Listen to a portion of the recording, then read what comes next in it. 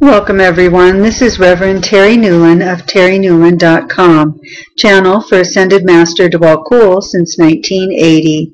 This is a special event called Healing Global Complex held in Sedona, Arizona.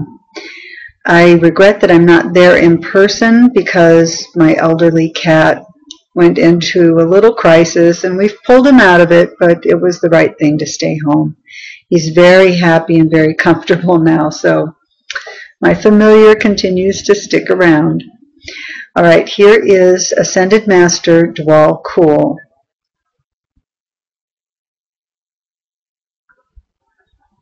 Dwal Kul, here, Tashi Delay.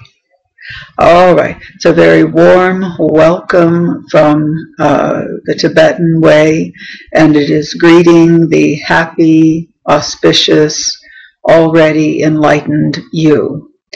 The work that we have upon us is really quite important, so I wanted to share with you a technique that you could keep repeating to help lighten the load for humanity, and to help get out of that loop of religious wars, financial wars, victim and victor patterns, and begin to heal not only your past incarnations on this planet, but also any conflicts in the present one that might be coming through the bloodline, as well as, of course, any future lifetimes, or more accurately, I might say, multi-dimensional levels of existence.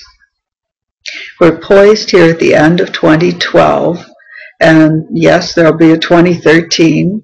I'm calling it the year of global community, because it is a time period when it's recognized that humanity has to stop pulling against each other and begin to work together to create what everyone does want, so that everyone's needs are being met. One moment. Channel bodies. They do the strangest things while we're borrowing them.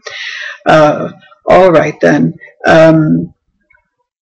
Lori Rubenstein, who's the author of the book, can also help facilitate that process much more deeply.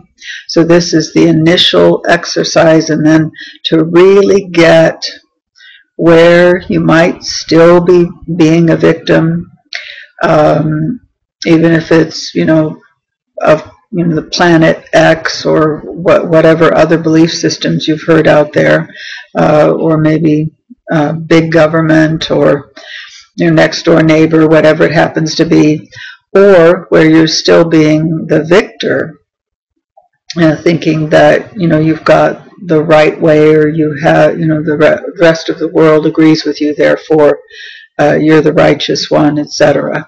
So there are so many subtle levels on which we play with this particular dynamic that it is often difficult to see it within self. In fact, it's much easier to see it in other people, or watching, even another country or another religious sect or something. So how we work with that is just, of course, take that reflection back within. If you observe it out there, then you can ask the body, where within me does this dwell? Because I would like to transcend it now. I would like to make sure there is no mirroring process going on. So what we're going to do is recognize, here we are, a lot of old souls. We keep coming back in different bodies at different time periods and different places, so that we can experience everything in creation, basically. And so you've had a lifetime where you maybe were two tribes fighting each other over religion or a piece of land or whatever it happens to be. I'd say that's probably the core pattern that keeps repeating itself in history, even right down to neighbors feuding over a fence or a barking dog or whatever it is. That would be the core pattern. So what I'd like for you to do now is a very simple exercise. You can go back into a lifetime that you might recognize. You can regress a little bit. Some of you find that very easy to do. Or you could take a modern example, like Palestinians and Israelis, or whatever it happens to be, North Korea, South Korea.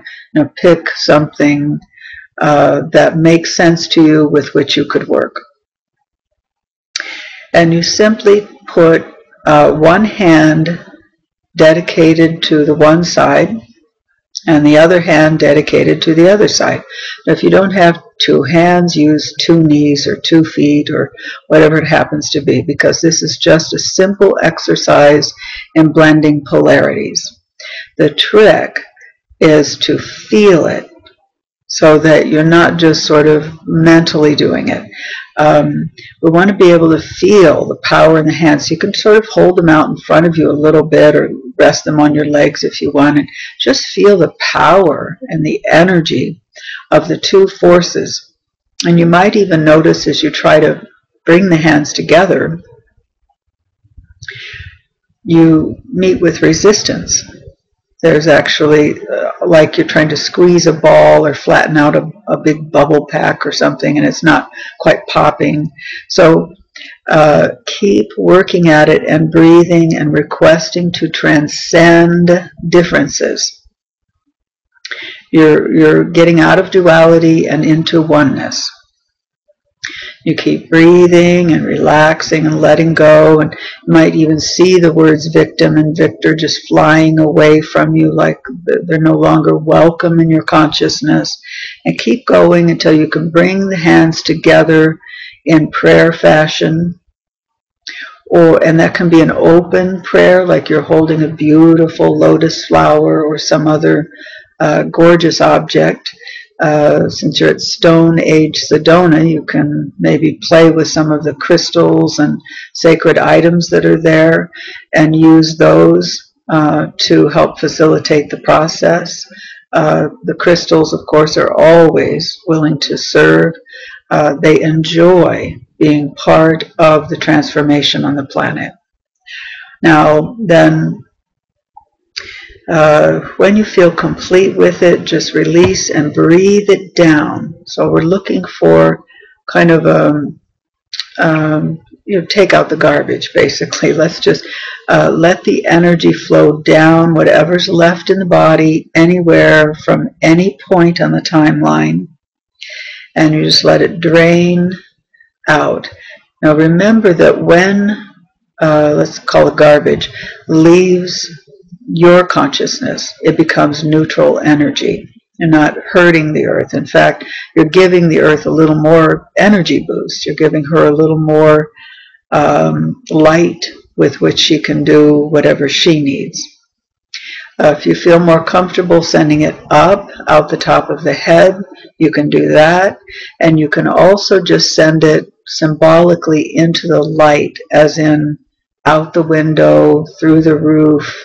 I would say please don't direct it at light fixtures, because you can make the light bulb's life end, and never ever at another living being, such as the dog, the cat, the person walking by outside or whatever. So you want to make sure it's directed where the energy blast basically is going to be neutralized and used for highest good. All right. That's pretty much what I wanted to share with you, and then Lori's there to facilitate you and really walk you through the process.